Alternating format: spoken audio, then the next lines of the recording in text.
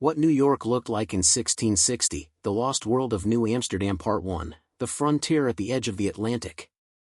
Imagine standing on the southern tip of Manhattan Island, not in the shadow of towering skyscrapers, but surrounded by dense forests, muddy footpaths, and the smell of salt water carried in by the Atlantic wind. There are no taxis, no bridges, no steel skyline stretching toward the clouds. Instead, wooden houses with steep Dutch roofs line narrow dirt streets. Merchants bargain in several languages, sailors unload cargo from wooden ships, and the sound of church bells echoes across a settlement unlike any other in North America. This is New Amsterdam in the year 1660.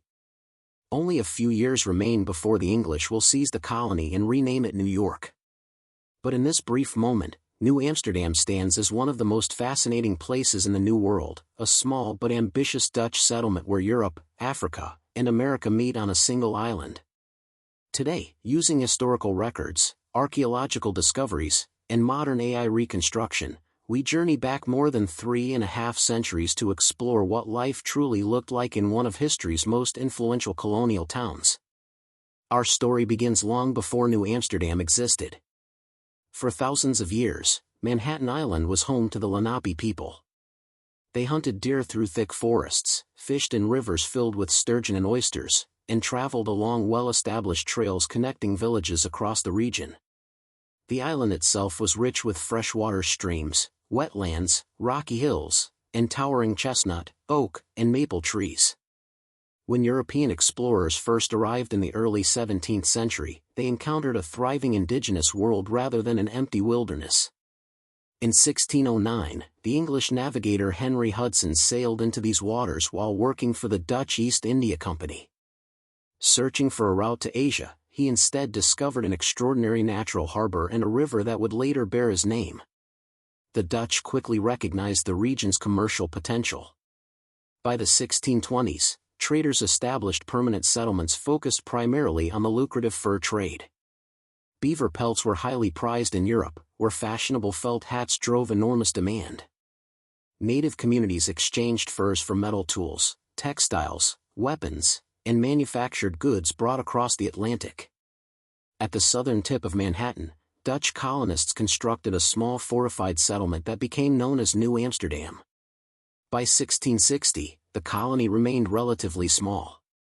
Historians estimate that only around 1,500 to 2,000 people lived within the town itself.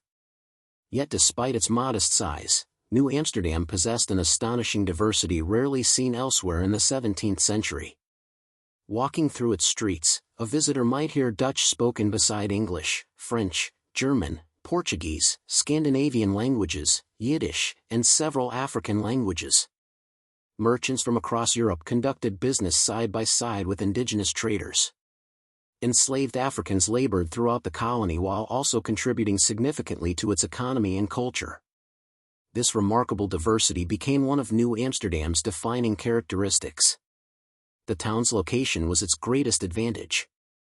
Protected by one of the world's finest natural harbors, ships arrived regularly carrying timber, cloth, ceramics, spices, sugar, tobacco, tools, livestock, and luxury goods from across the Dutch trading empire. Cargo moved constantly between warehouses and docks as merchants negotiated prices that connected North America to Europe, Africa, the Caribbean, and Asia. At first glance, however, New Amsterdam appeared surprisingly humble. There were no grand palaces or monumental stone buildings. Most homes were built from timber, with steep roofs designed to shed rain and snow during harsh winters. Brick structures existed, but they remained relatively uncommon and usually belonged to wealthier merchants or important officials. Roads were little more than packed dirt. After heavy rain, many became thick with mud, making travel difficult. Wooden planks often crossed especially wet areas, while drainage ditches ran alongside streets in an attempt to carry away standing water. Animals wandered freely. Pigs rooted through refuse searching for scraps. Chickens scratched beside homes. Horses pulled carts loaded with barrels, timber, and supplies arriving from nearby farms. Life began early. Before sunrise, fishermen prepared their boats while bakers heated brick ovens. Blacksmiths opened workshops where sparks flew from glowing iron. Women prepared meals, collected water, washed clothing, and managed household responsibilities. Children carried firewood, delivered messages, and learned trades from parents or local craftsmen. The waterfront served as the town's economic heartbeat. Every arriving ship represented opportunity. Crew members shouted orders while cranes and ropes lifted cargo onto crowded docks.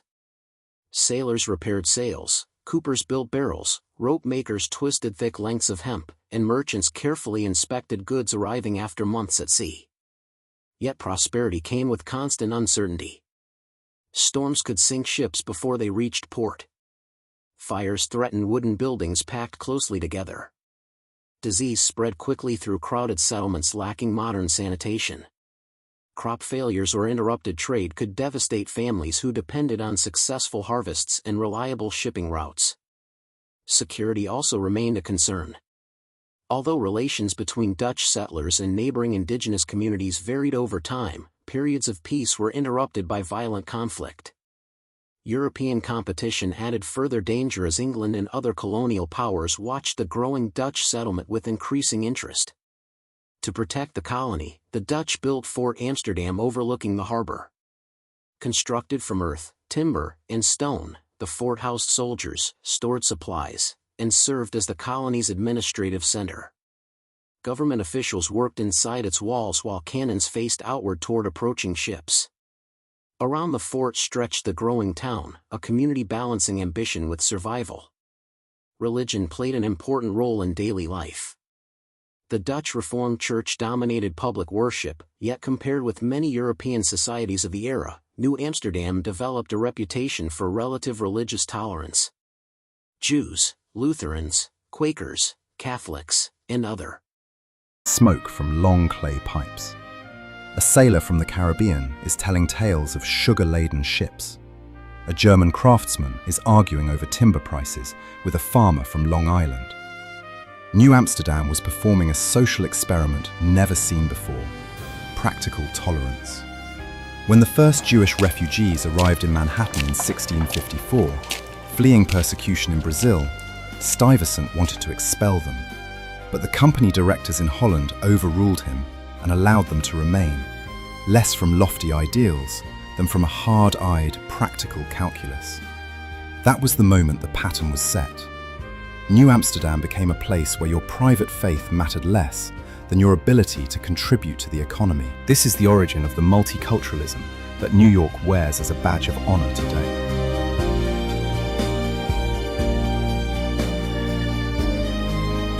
Now, look up at the windmills turning on the high ground.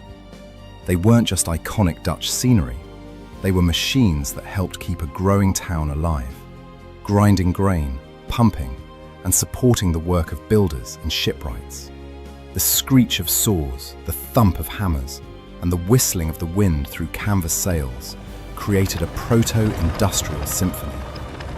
New Amsterdam was a city of makers and doers.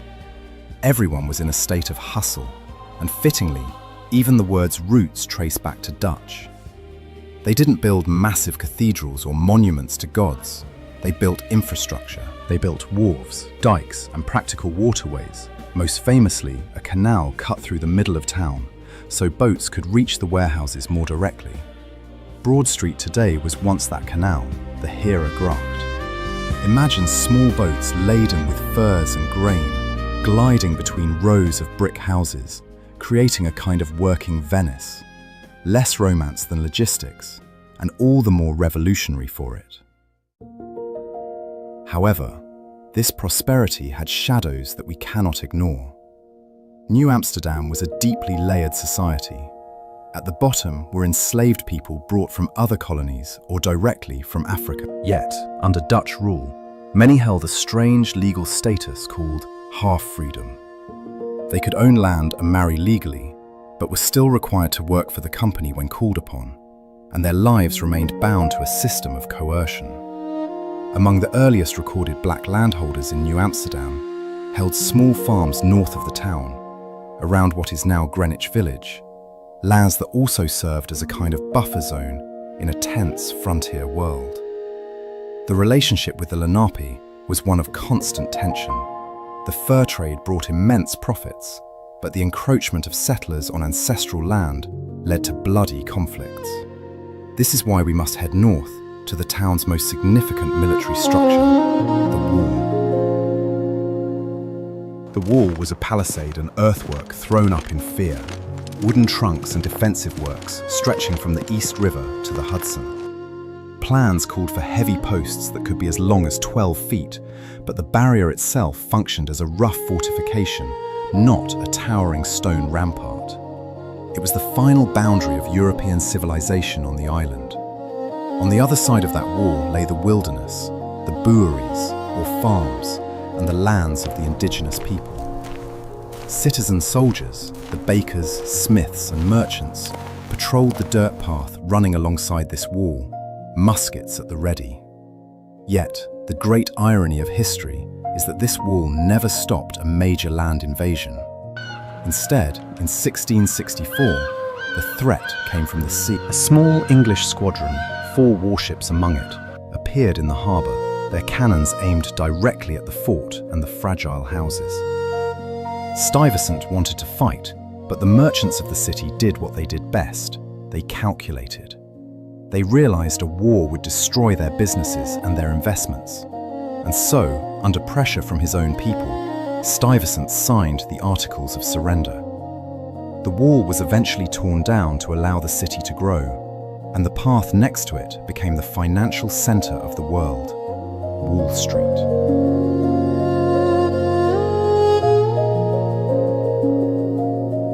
Though the name New Amsterdam only lasted 40 years, its legacy is eternal.